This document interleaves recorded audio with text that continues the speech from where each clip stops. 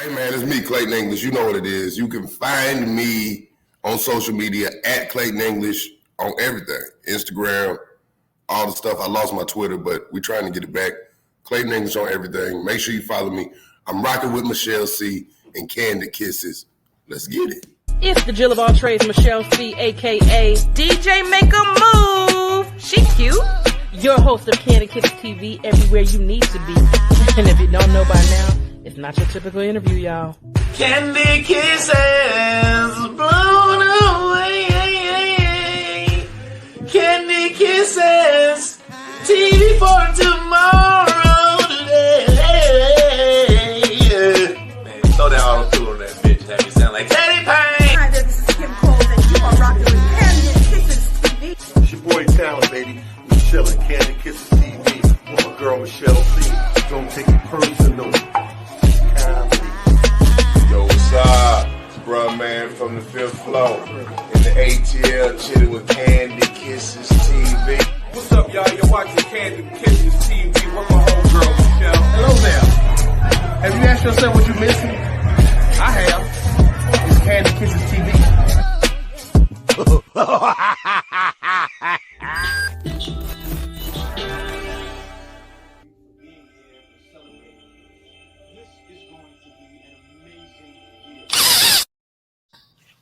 What up, Kiss fam? It's your girl, Michelle C, a.k.a. DJ Make a Move, the Jill of all trades.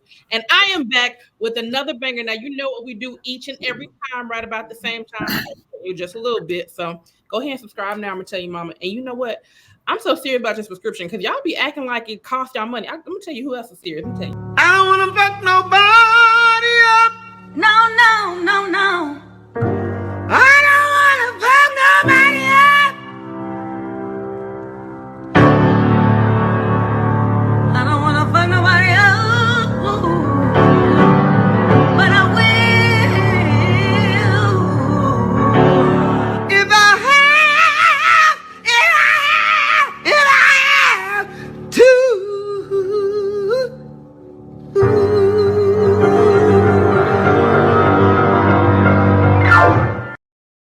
You heard what my Aquarius sister said. Go ahead and subscribe. It's $3.99. Now back to the regular scheduled program.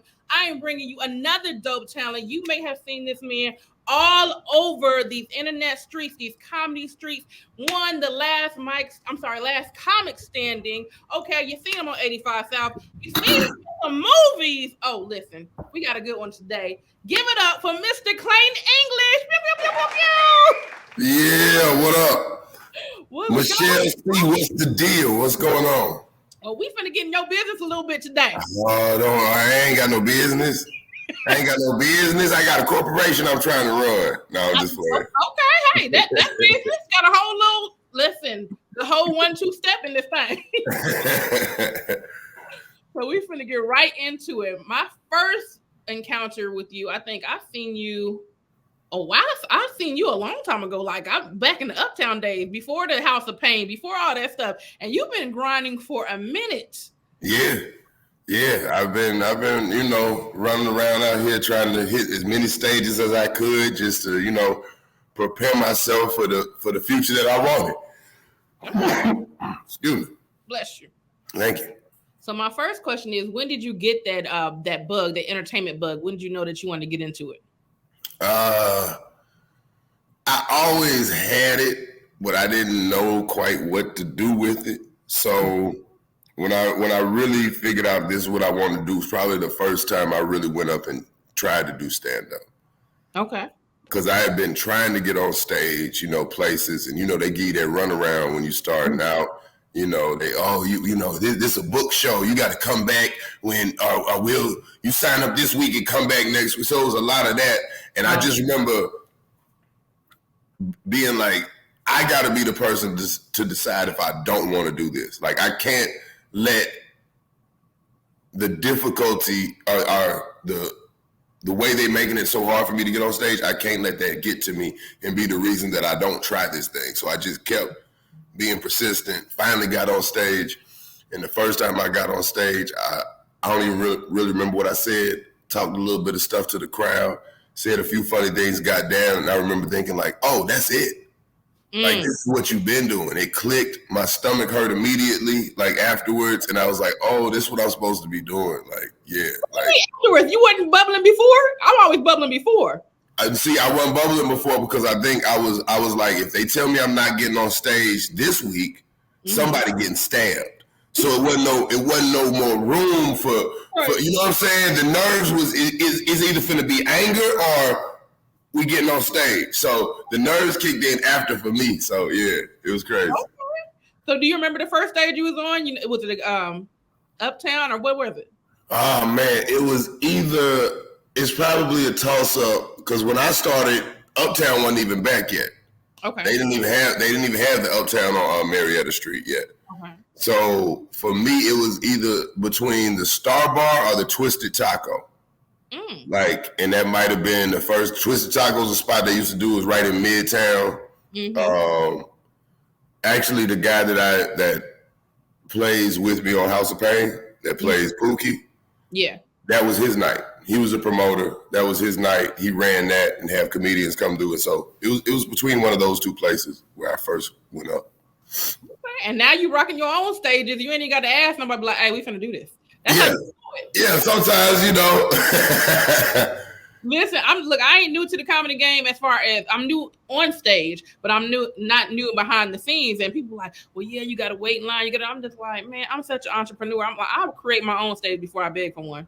That's what you're supposed to do. And, you know, that waiting online thing, I think one of the lessons I learned early from comedians in the city was it really is no time limit. People tell you got to pay your dues, but when when they flow, they out of here, you know? Like, the comedy community can't be like, he got to come back here. He got to pay them dues. Right. I don't know how he got in that movie, but he ain't paid his dues yet. No, man, hey. Your timing is on your time, and some people don't pop till, you know, I mean, you see it with celebrities. Some people didn't really get to be a big actor until they was in their 40s, 50s sometimes. And sometimes people popped within 1 year doing comedy, you know? And so everybody's journey different. So, yeah, all that waiting line, you did the exact right thing. You make your own stage, you make your platform, because they'll have you waiting. Like, come on, man. Come on, man. This ain't the Six Flags line. You know, the line that go around with. Hey, man, you build all rides.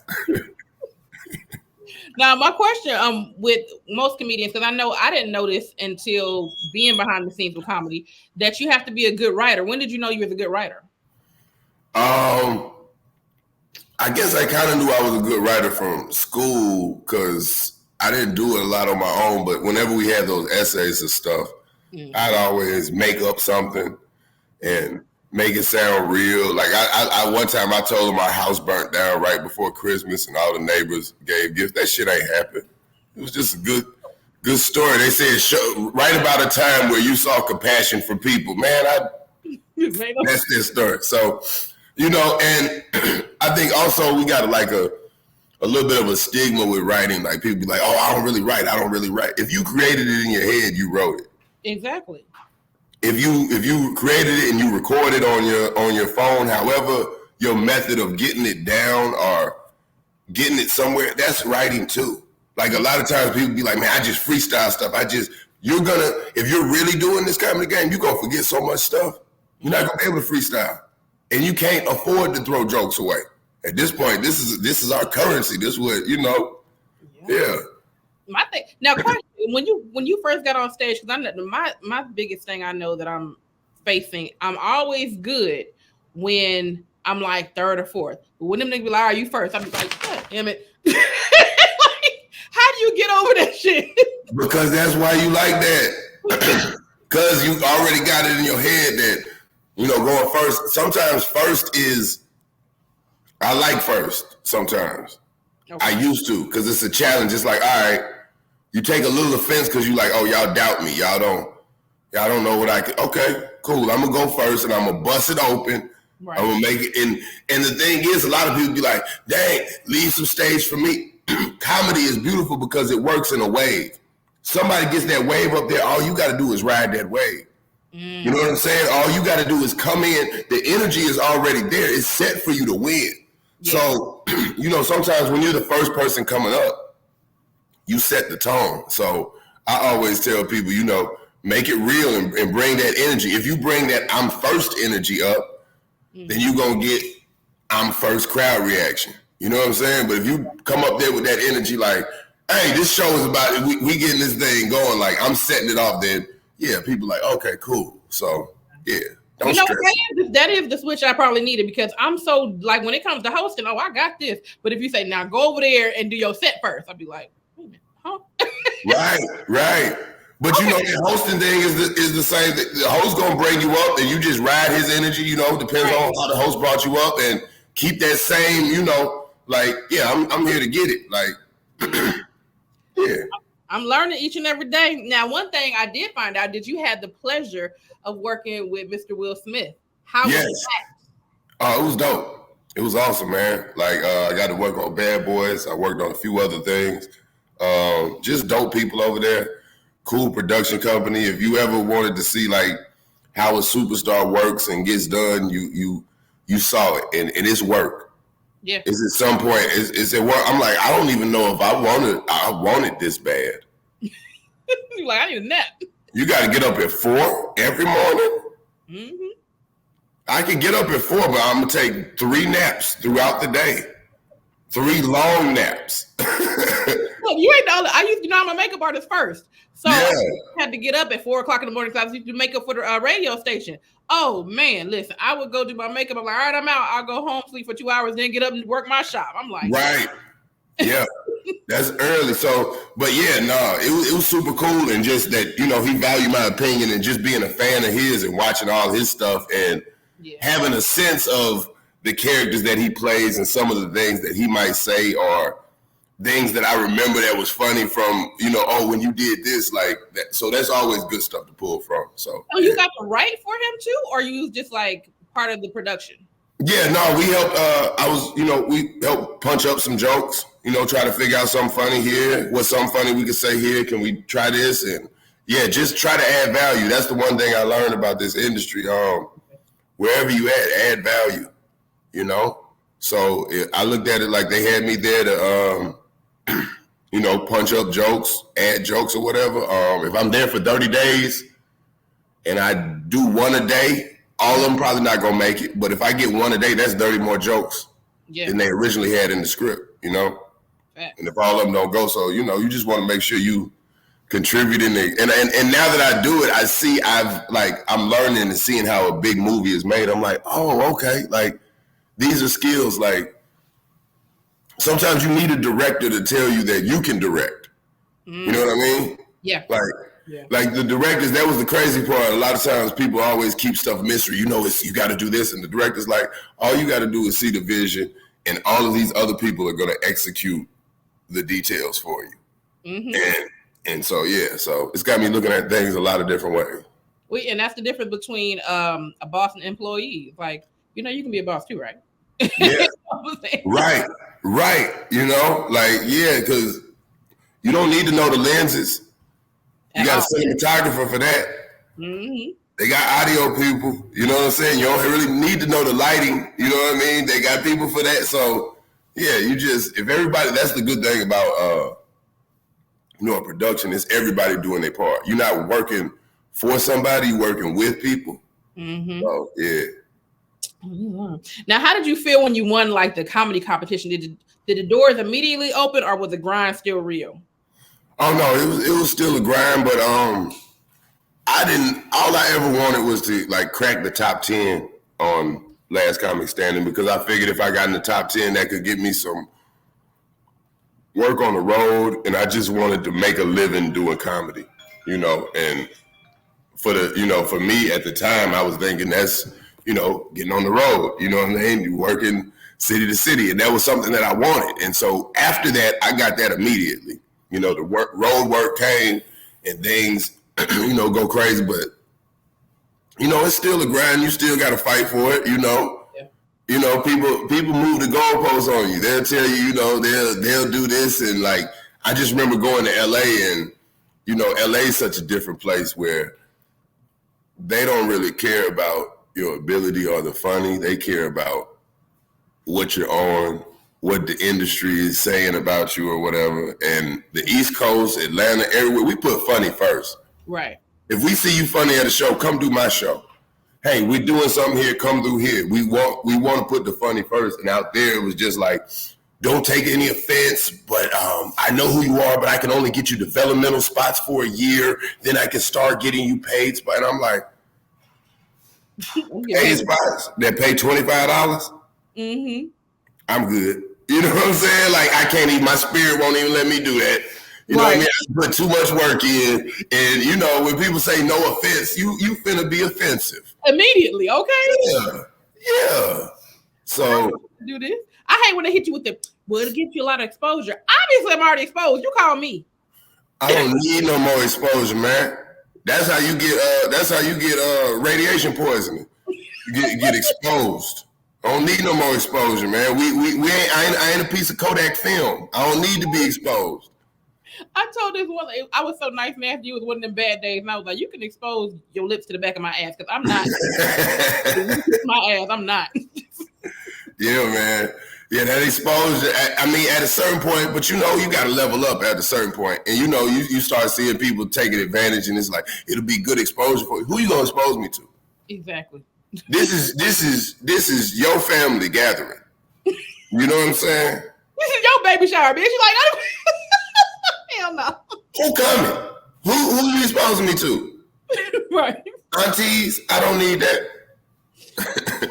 We are moving on. What was it like working with Disney? Oh, it was amazing. First of all, that was the Lord. The Lord made that happen. I gotta thank God for that, because I auditioned the day before I was on set. Man. So I don't know what happened, but it happened. I'm glad it happened. And and just getting in there and just being a fan of all that stuff. I'm a Marvel fan, you know, from a kid, from the comic books and cartoons, you know, to have a little Spider-Man action figures to like the movies that have come out, and to be a part of it. Like, I really felt like my character. It wasn't hard for me to play that character, because I'm like, oh, this is me. I would be surprised. I would be happy to be hanging around Avengers. So yeah. What's your favorite Marvel character? Ah, man. I'm probably gonna say Spider-Man. Okay. Probably Spider-Man. I don't know. But I don't know, with the movies, you gotta give me probably Black Panther if we doing the movies, because now, rest in peace, Chadwick. I'm trying to think. I don't know if Marvel, if Deadpool Marvel? Yes, that's Marvel. That's your guy? My I like Deadpool too. I like them from the comics. I was surprised it worked out in the movies. When it worked out in the movies, I was like, okay, they did a good job. Like, yeah. That nigga's a fool. Yeah. Now, if you were to write a TV series today, what would it be about, and what role would you give me? Oh, let's see. If I did a TV series about today, we just gonna talk about what we know. It'll be about comedy. It'll be about trying to make it on the comedy scene, the ups and downs. You know, the grind time, not the shine time. You know what I'm saying? And the shine time come later, but the grind time. And then you would get a role. You would be a role, something similar to what you're doing. You know what I'm saying? You probably host something and then want to dabble in the comedy world. Okay. And they're going to tell you got to wait your turn, and you're going to say, fuck all that. I'm going to open my own spot, and then, you know, you got a nice little outdoor. See, hey, man, you know, it ain't hard. So let's get on it. Now, what is something valuable you learned throughout the quarantine time, and how were you able to pivot in the industry? During quarantine, I learned, you got to get out the house. You need some life experiences. You know what I mean? Like, and for me, I'm a person that, like, I enjoy being on stage. That's my therapy. That's how I work stuff out. That's when I'm happy. That's when I'm in my zone. So not being able to do that, and I was out there in LA for most of the quarantine. You was in riots and everything. You was on the roof and oh man, yeah, I got arrested out there, you know, trying to protest. Got arrested on the roof. The police, they thought I was the leader because I was the oldest person out there. How you become the leader? Just because you was the oldest? Yeah, they saw my ID, said, we got the leader right here. I said, who? Where he at? What he got on? And then they said, yeah, he the leader of the Roof Boys. I said, they got a name? Wait a minute. Hold on. I don't even know them. Your next comedy album need to be called The Roof. Hey, that's what we getting towards. We getting towards it, man. I still got a little bit of the footage. Oh my God. But no, so I was there for the quarantine, and for me, just getting live on Instagram was something that I hadn't really done. I'm not a social media person too tough. I've been trying to explore it a little bit more, and I think that's what the quarantine got me. You know, doing Zoom shows, just seeing stuff, just going live. And I got to shout out to all my people that watch my lives during the quarantine because they really held me down. All my English majors, they rock with me the long way. So now the Zoom and the Zoom comedy, is that more difficult, or is this just like you working on material anyway? It's difficult because you might not get the feedback, so you don't know what's hitting. You know what I'm saying? Like you would if you were in the room. But once I started kind of going live and just navigating it, it's almost like just it's a little bit different element. You can just go at a different pace almost because you don't even know the pace the crowd's laugh is on. So yeah. Unless they piping in laughs, unless they've got, you know, a few people unmuted and stuff. That's what I was gonna ask you. Was it mute or okay? So they have the option to mute or unmute. Yeah, some of them, you know, if it gets too loud, they might mute people, and then you're not really able to hear them and stuff. And Tone Bell was doing some cool stuff out there, in crowd comedy, and it's a bunch of screens. You're surrounded by people that are like they're the audience, but it's like a Zoom, and you're in the stage in the studio, and all these screens around you are the people watching. So yeah, a lot of different stuff came out of, you know, the pandemic. You got to figure something out.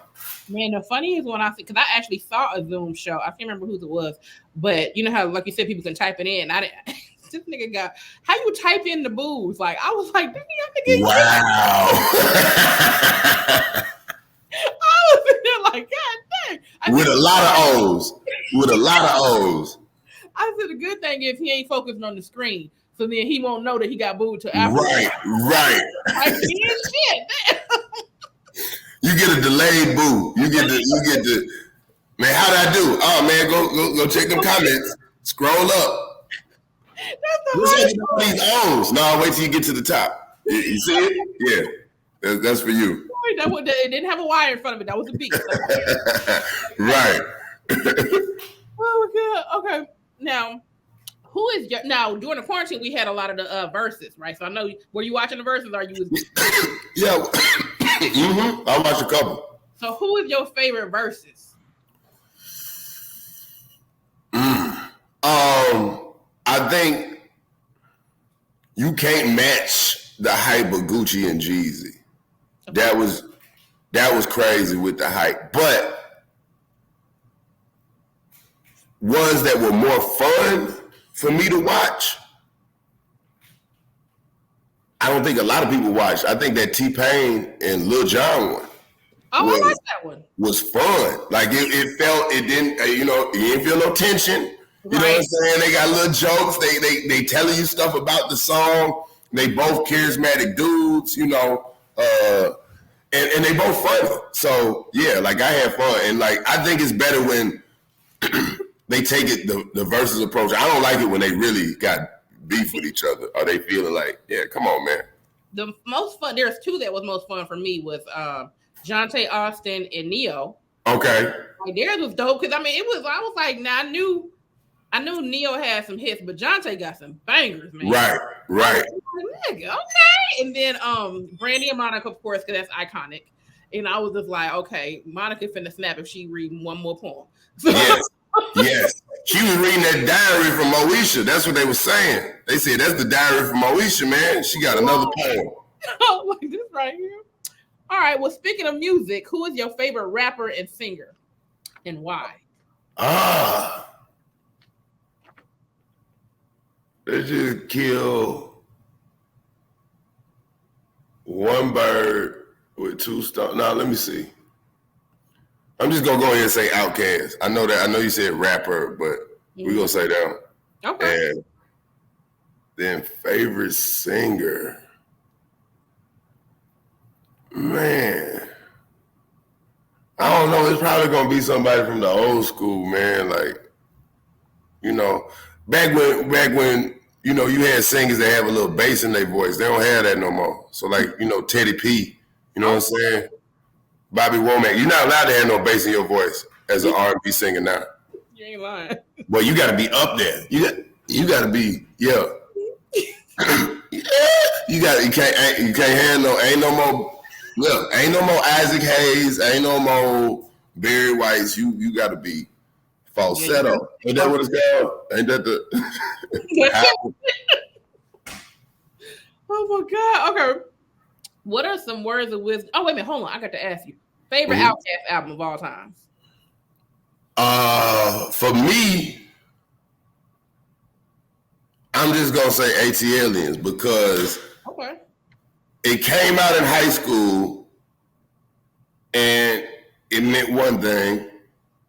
Then I went to college. When I re-listened to it, I heard stuff and it meant something else. And just progressively through life, I've always gone back to that one and I always got a little something extra out of it for me. I mean, I don't necessarily think it's it's got a place in my heart. You know what I'm saying? I'm not saying it's got the most hits or it's the most, top selling or whatever. But for me, yeah. It went hard. My favorite, of course, had to be Equimini. That was all day. I can listen to that from front to back. I know all the ad libs, all of it. Yeah, come on, man. Equimini go crazy. That's when they really took it up through that. Like ATLiens, it was like a sample of what Equimini was finna be. Like it was, and they all transitioned perfectly. I mean, yeah, all their albums I think are just you can ride the whole album. Definitely. Yeah. All right. Now, I normally ask comedians who, because most of the time in the game it's more men than women, but I always ask men comedians, who is your favorite female comedian? Oh, female comedian. You know what? I've never been one of them dudes that like women ain't funny. It ain't, it's no funny women, but just off top, let's see. I'm gonna shout out somebody I know. I say Ashima Franklin got it right now. There's a few other women out there that's on their ass that's coming up. But if we talking, I mean, hell, back in the day, it's a lot. Samoa's a goddamn beast. You know what I'm saying? Monique had some shit for your ass. Shout out Montana that used to be on Comic View. She used to go crazy. She had a joke about coochie coupons.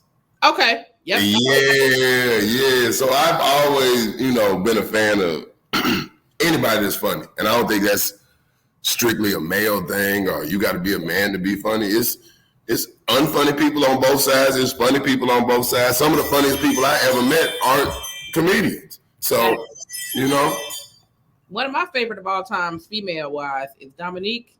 Oh, Dominique, my dog. I can't leave out Dominique now. She the best. She is a cold.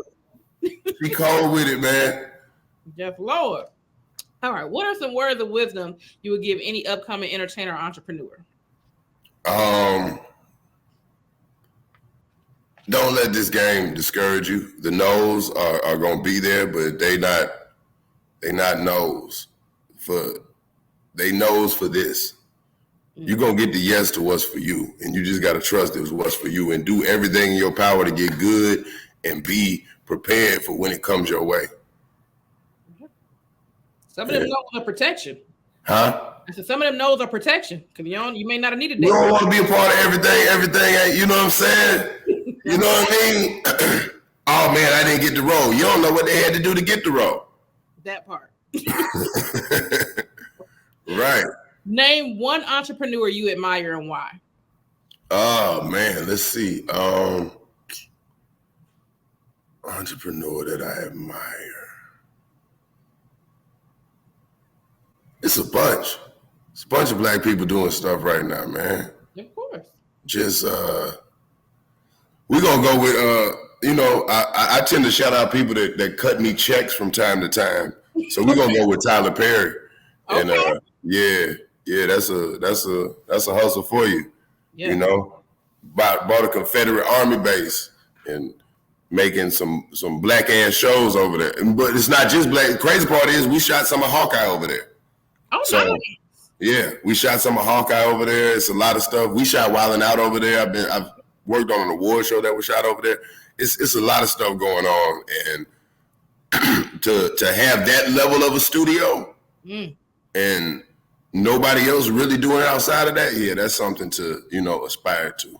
It's real over there. I've been blessed to work over there before. I did, like I said, I'm a makeup artist first. So yeah, in that, like, just driving through there, it's just like, damn, all these dreams are possible. Like, it's amazing. I didn't even go to where I was supposed to go to first. I got there early and just drove around. Mm-hmm. Security had to come get me. Like, what you doing over here? I said, man, I got lost. I got to see everything first. I got there early just so I could look around. Legend. The one thing I appreciate about his staff, because I've done extra work there and I've also done makeup work there. Of course, I like the makeup check better. But either way, the staff is always professional and they dope. Because I done been on some like different behind the scenes productions and they treat you like shit. Yeah. The staff is always on point. They don't, they talk to you like they got sense. They ain't tripping. So yeah, I appreciate about it. Treat you like a person. Yeah. Like you're supposed to be treated. So, wait a minute. Before we get to our segments, got to ask you, okay, 85 South. Yeah. Y'all been doing this for a long time. When did you like get involved as far? Because I know y'all was like way before y'all had the studio y'all at now, and y'all was like back just kicking in somebody's like little area, whatever. How did all that start? Well, we started off at Steve Harvey Studio. Yeah. Yeah. That was his own studio here. And it was just something that Los had come to me with and got everybody involved, and we just was gonna try to rock it out, do a podcast. At that time, podcasts have been around for a minute, but I don't think the amount of like the next wave though, because like podcast was out, but y'all made it like, hey nigga, y'all need to do a podcast. Right. So that was the thing. People weren't even really sure what a podcast was then. You know what I'm saying? I think podcasts around that time were more audio, and it was just like, we're going to try to turn it into something. And the plan was to always be a place where, we could come together while still being able to do our things independently. But when we come together and we've got things under this umbrella, and then we can launch other stuff. So it's coming together beautifully, So you had the 5 on it taping. So yeah, we just, yeah. But I think it's been about 6-7 years now. That's what I'm saying. Y'all been grinding. Yeah. I remember when y'all was in I don't know what studio was, but when y'all was just in this like little spot and y'all was beating on the table and shit. Yeah. Yep. That was we started Steve's studio, then we went to the other one with the brick wall, and then and we just gonna keep progressing. You know what I'm saying? It's still gonna be it'll be the trap, but might be a little better upholstery. That's right. There's levels to it. Might have some Corinthian leather. It's nothing. I know that's right. So we are moving on. Speaking of the punchline, so you got new segments that you're doing with the comedy where I got 5 on it. Everybody get their 5. So was that your brainchild, or did y'all collectively come together with that? Yeah, we came up with that together. The idea had been tossed around for a while.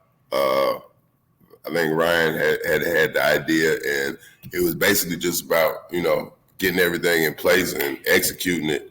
And everybody over there did their part. And I think we got a good little, I know we got about 8 episodes. So, try to do about 4 comedians per episode. We got some dope drop-ins, We got. Huh? Well, they're the first one too. Y'all have Yeah. So, the first one was a little more chaotic, but we got it together on the second one. It's just not that much. We didn't have enough room.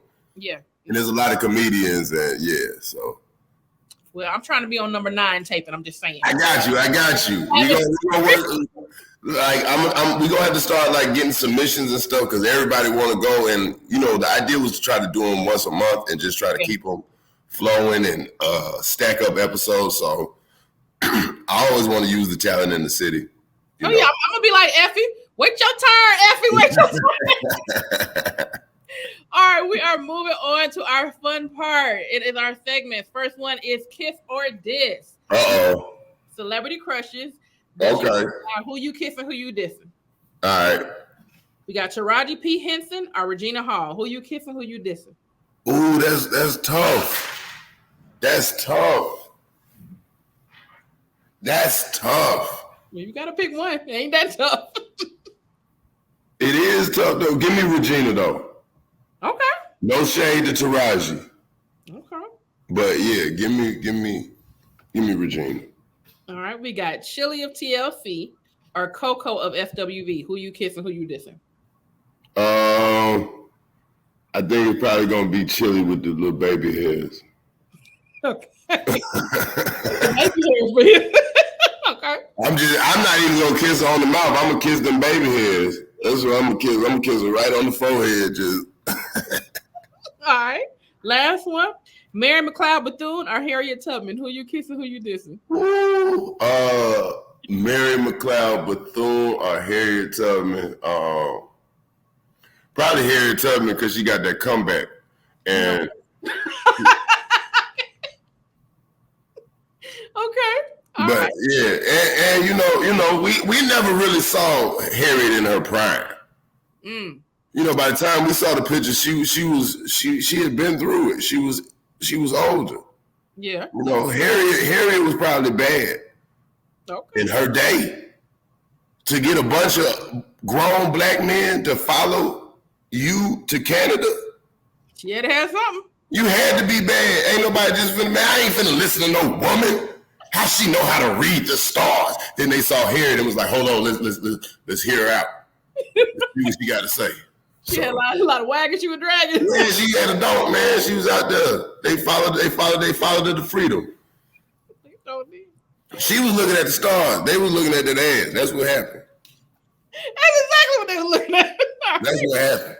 We are moving on to D.A.Qs. These are dumbass questions, just random fun questions I want answers to. All right. If you could make up a word, what would the word be, and what would be its definition? Oh,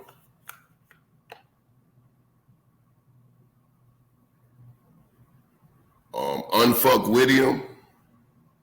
Okay.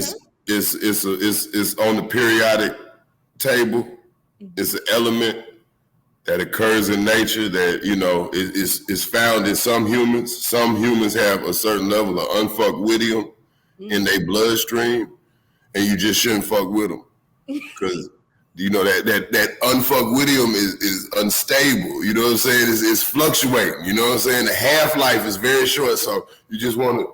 Yeah, that would be my word. You know you got to do it in your nerve verse, like it penetrates. What you be doing? Fuckwittium is actually number 187 on the periodic charts. Right. If you could east side stomp on anyone in your past that you know personally with no consequences, who would it be? Ooh. That I know in my past. Just probably people who didn't put me on things in favor of their personal relationships. You know. Promoters? Yeah. Promoters, producers, you know, sometimes casting people in charge of who's on what shows, you know. Mm-hmm. You know, like, yeah, I've seen it happen. I've seen people choose, you know, who they kick it with over who ripped that bitch. Exactly. You understand? So, yeah. I've seen it a many a time. I'm like, okay, if that's what you're going to do, but guess what? My turn next. That's all right. Yeah. All right. What is something you would randomly yell out in a grocery store that would make everyone look at you crazy? Oh. I don't know. I don't be yelling in the grocery store. I'm the person that be like, hey, stop all that yelling. But I'd probably be yelling about the price of something going up. Like, you know, I know good and hell well these Sour Patch Kids ain't $6. Like, yeah, some. Okay. Somewhere I'm complaining. How would you describe yourself in one word and why? In one word? Mm-hmm.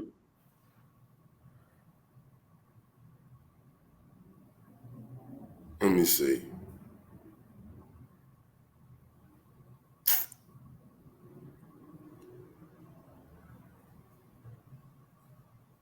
We just gonna say visionary. How about that? Okay. Self-explanatory. Yeah. All right. Yeah. What's the worst name you could give a barbershop?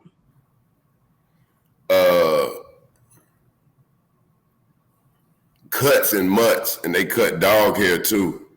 Oh. With the same clippers. Nasty. See? All right. You don't want to go there. At all. Last one. What's the worst name you could give a superhero, and what would his lame power be? Oh man, what you double check, man. Okay. And what Be like, all right, we defused the bomb. Did you double check it? And that's all he do. He just double check everything. Okay. Hey man, did you close the garage? Let me double check. And then he just, hey man, you locked your door, right? Let me double check. Man, we hate you. He'll never even be there for the fights. He just double check and see. Let me double check and make sure these the right bad guys. They would get his ass out of here. I hate him. All right, we are moving on to G.M.G. What grinds your gangster? Name one of your pet peeves. I guess now it's a lot of people with that's giving it information without any experience. Or you giving out information as you're getting the information, which is fine, but say that. Right. A lot of people don't want to admit that they're learning as they're going, and it's a process. They want to act like they know everything already. You see it with the like you said. We started podcasting another wave. Now everybody want to tell you how they get women, and well, where you women at? Show me what women you're getting, because I might not want the ones you got. Have you seen that one dude that hopped off the helicopter and tried to be motivational? Like, nigga, you ain't your helicopter. If you don't get your ass. First of all, you hung on the outside of the helicopter. You was in Vietnam, huh? Where was you coming from, Power Ranger? You was on the outside of the helicopter? The blade wasn't even spinning. He was just out there. No, then he made another video. That's Big Fendi. He was like, man, I just wanted to motivate people. You know, I just hopped out. He was like, they didn't even have the keys to the helicopter. I was like, you don't have to explain this, bro. It looked like you didn't have the keys. It looked like somebody said, hey, get your ass off my helicopter. That's what it really looked like. So it was giving Gallo challenge. It was a whole mess. Man. We are moving on to the fan favorite, which is opera that thing out. That is where you pick any song that you know at least one full verse to, and you sing it in your best opera voice. It could be an R&B song, it could be a rap song, nursery rhyme, whatever you got. Oh man, what do I know right now? I don't even know if I know any songs. Let me see. Hold on. I might have to pull up lyrics because okay. You're going to have me out here wrong. That ain't what I said. Now I'm in rap beef. That ain't what I said on the song. All right. We opera. We opera with this is a classic by the auteur Kodak Black. Okay. Say you my nigga, I'll be your killer. Nobody gonna play with you when I'm with you. Go against any nigga, like, fuck this, let us skid off on 30 bitches. I put it in for you, I spin for you. Whatever you with, I'm with it. How you gonna cross a nigga that was fucking with you? I got you lit in the city. Happening being a daddy to my little children. What is wrong with you? All right, there we go. All right, It wasn't an opera either, so that was just going off whatever I saw off cartoons. Works for me. We are moving on to our last and final game. This is SingADOO. Okay. It's a family-friendly game that was created by me and my homeboy DJ All-Star. Let's go. Let's go. Hey, baby. So what you're doing, you're singing the melody of the song, but you can only use the word do. And then you have to guess what I'm singing. So we got different genres. We got hip-hop and R&B, greatest hits, pop Billboard hits, country rock, SingADOO favorites, old school TV themes, and party and dance hits. So I'm going to do R&B and hip-hop because that's kind of my lane. Okay. So you have to guess what it is. I'm going to do a couple. All right. Do, do, do, do, do. Do, do, do, do, do, do. Do, do, do, do, do, do, do, do, do. Soon as I get home. Yeah. All right. Yeah. Yeah. You was doing. Yep, I got my dudes up. This is hip hop. All right.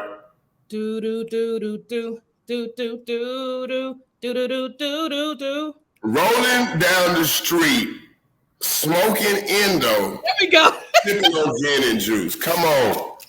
This game all right now. I gotta get me one. All right, last one. Do do do do do do do do do do.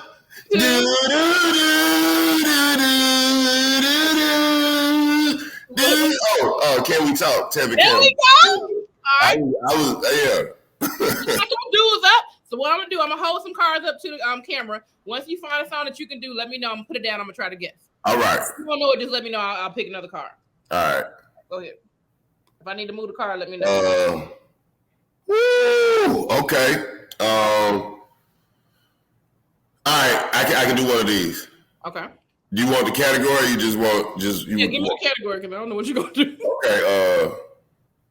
TV theme song. Oh shit. Okay. Do do do do do do do. Oh, Jefferson. Is it the Jeffersons? Yes. I'm not good at singing, fam. I'm just the only thing that do what they do.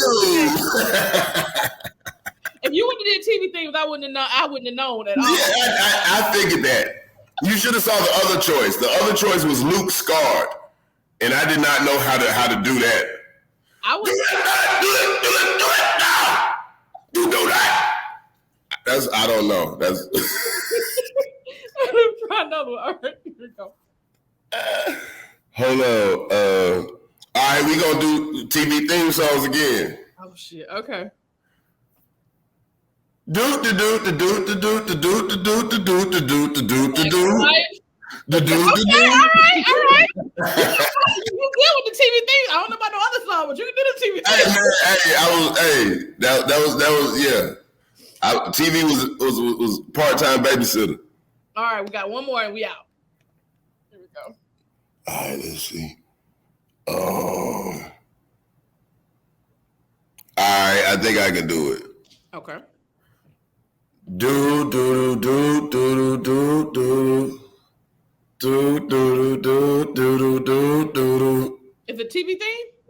No TV theme. Sorry, this is an R&B song. Okay, go ahead. Do do do do do do do do do do do do do do do. Is Trey Songz?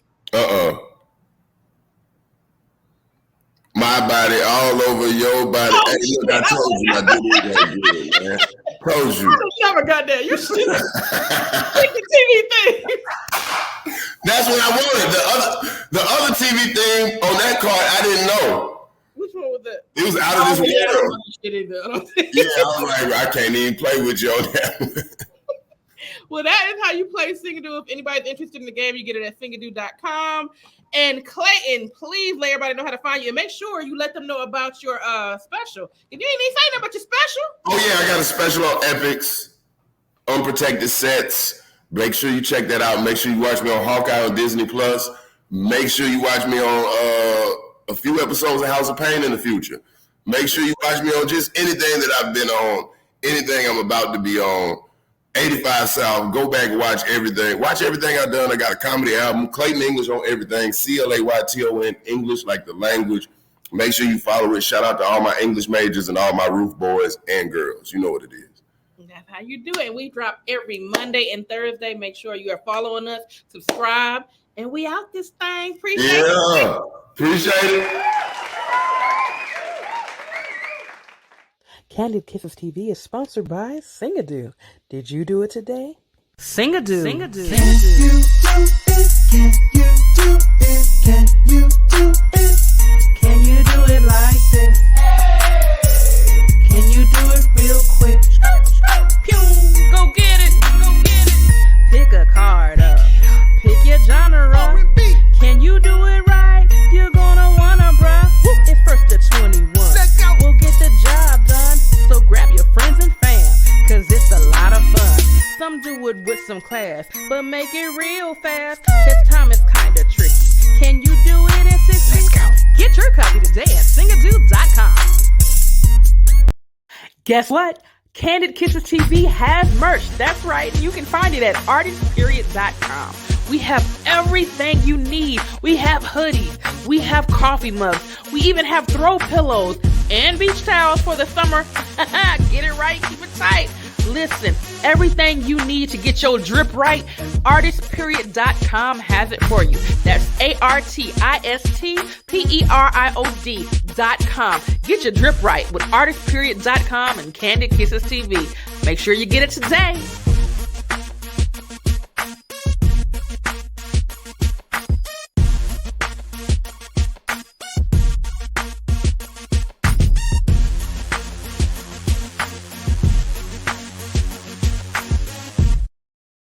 Kandid Kisses TV is brought to you by Kissable Lips Cosmetics. You can be kissed without kissable lips. Shop KissableLipsCosmetics.com today for all your beauty needs.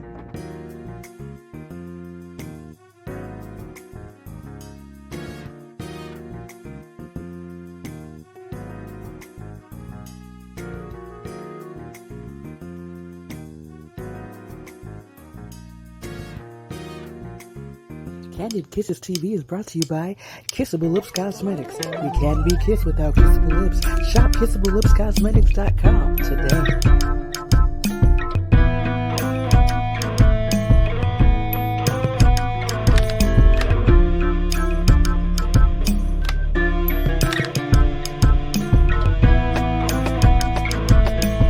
Guess what? Kandid Kisses TV has merch. That's right. You can find it at artistperiod.com. We have everything you need. We have hoodies. We have coffee mugs. We even have throw pillows and beach towels for the summer. Get it right. Keep it tight. Listen, everything you need to get your drip right, artistperiod.com has it for you. That's artistperiod.com. Get your drip right with artistperiod.com and Kandid Kisses TV. Make sure you get it today.